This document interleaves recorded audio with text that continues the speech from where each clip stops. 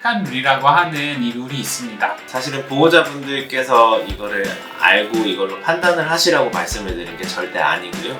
의료진들이 이런 룰에 의해서 CT를 찍을지 말지를 결정을 하게 되고,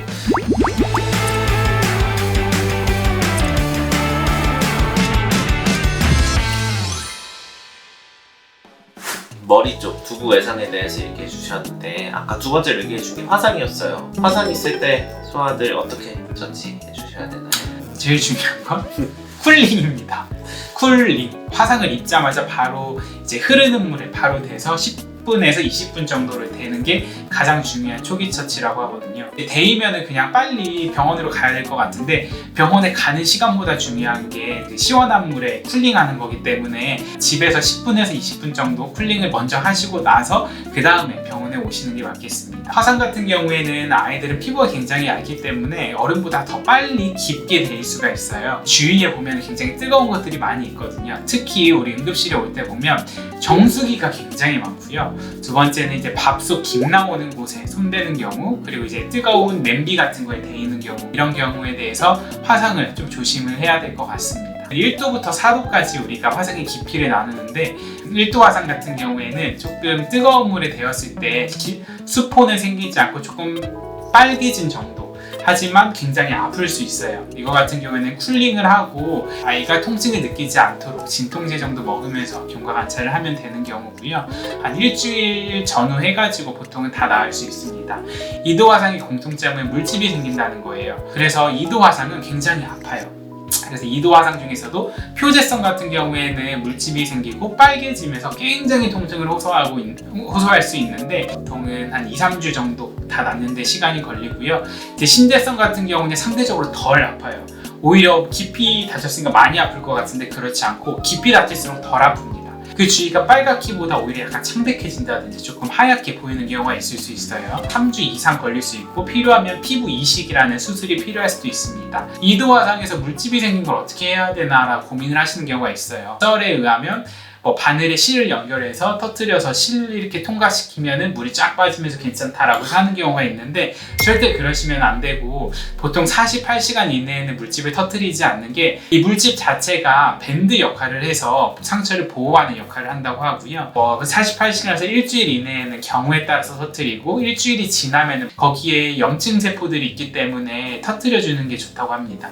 하지만 이 터뜨릴 때도 집에서 터뜨리는 게 아니고 병원에 가서 깨끗하게 소독을 하고 깨끗한 바늘로 해야 되기 때문에 꼭 처치는 병원에 가서 받으시는 게 중요할 것 같습니다. 3도 화상 같은 경우에는 그것보다 더 깊이 피부가 거의 다 닫힌 상태여서 창백해지고 통증은 거의 느끼지 않는 상태예요. 거의 아픔을 느끼지 않는다는 게 오히려 깊은 3도 화상의 특징이고, 4도 화상은 그 이하 근육이라든지 신경이라든지 그 안에 구조물, 피부 아래 구조물까지 다친 거를 4도 화상이라고 합니다. 화상을 입었을 때 가장 중요한 처치들이 있어요. 첫 번째는 흐르는 물에 10분에서 20분간 담글 것, 두 번째는 치약이나 된장, 민간 학설에 의한 약초 이런 거 하지 말 것, 세 번째는 집에서 연고 같은 것도 바르지 말고 일단은 쿨링한 상태로 병원에 갈 것, 그리고 네 번째는 상처에 직접적으로 그 얼음을 닿지 않을 것.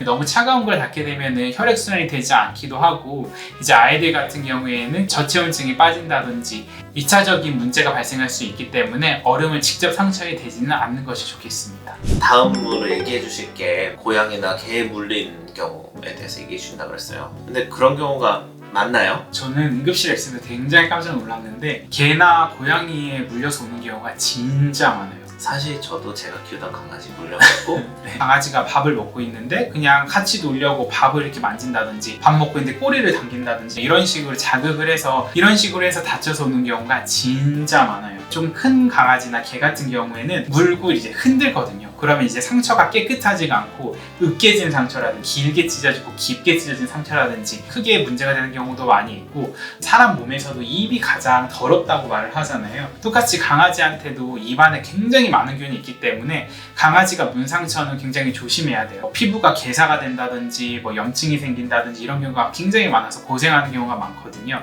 그래서 웬만하면 다 항생제를 먹어야 되고, 상처가 많이 더럽다거나 너무 깊다거나 하면은 바로 꼬매지도 않습니다. 꼬매게 되면 그 안에 남아있는 균이 오히려 꽉 막혀 있어가지고 안에서 덧날 확률이 많기 때문에 그냥 열어둔 상태로 그 위에만 그냥 깨끗하게 드레싱 했다가 소독했다가 며칠 지나서 봉합하는 경우도 있을 정도로 굉장히 다양한 경우가 있을 수 있고요. 고양이 같은 경우에도 핥히는 경우가 굉장히 많이 있고 길고양이도 먹이를 준다든지 하면서 다치는 경우가 많이 있거든요. 그래서 이런 경우에는 사실 응급실에 갔을 때 제일 중요한 건 깨끗하게 씻어내는 과정이에요. 근데 이 씻어내는 과정이 정말 깨끗하게 센 고압의 생리식염수를 해야 되기 때문에 많이 아파해요. 그래서 어떤 경우에는 아이를 잠재우는 약을 줘서 잠재운 후에 수면제를 준 후에 이렇게 시행하는 경우도 있을 정도고, 이런 거는 의료진이 또 판단을 해야 되는 부분이고, 화상품 같은 경우에도 예방접종을 해야 되는데 예방접종을 언제 했는지에 따라서도 또 예방접종을 다시 해야 되는지도 결정이 돼야 되기 때문에 아이들의 접종력을 알고 가시는 게 도움이 될 수 있어요. 이제 밖에 돌아다니는 개한테 물린 경우라든지 이제 야생동물한테 물린 경우가 있거든요. 야생동물 같은 경우는 이제 광견병도 조금 조심해야 되는데, 광견병 관련된 약 같은 경우에는 희귀의약품이기 때문에 모든 병원에 구비되어 있지 않습니다. 따라서 어떤 동물에 물렸는지 알고 나서 이제 병원에 가는 게 중요하고, 사실 원칙적으로는 검사를 추가로 그 동물에 대해서 해야 될 수 있기 때문에 가둬두는 게 좋다고 합니다. 근데 이러한 동물들 중에 제일 위험한 게 이제 너구리 같은 야생동물이기 때문에 귀엽다고 막 만지거나 그러면은 위험할 수 있습니다. 외상 관련해서 듣다 보니까 우리 아이들을 과소평가하면 안 되겠다라는 생각을 많이 하거든요. 굉장히 다양한 걸 입안에 집어넣고, 맞아요. 굉장히 다양한 곳에 손가락을 집어넣고, 굉장히 다양한 곳에 끼어서 오고, 모든 물건을 아이들이 손이 닿지 않는 곳에 올려놔 주시기 바랍니다. 오늘은 소아의 외상에 대해서 알아봤고요. 궁금하신 점 있으면 댓글 남겨주시고 저희가 필요하면 댓글 남겨드리거나 에피소드를 만들어 보도록 하겠습니다. 발달하면 도리 좋아가. 감사합니다. 안녕. 안녕.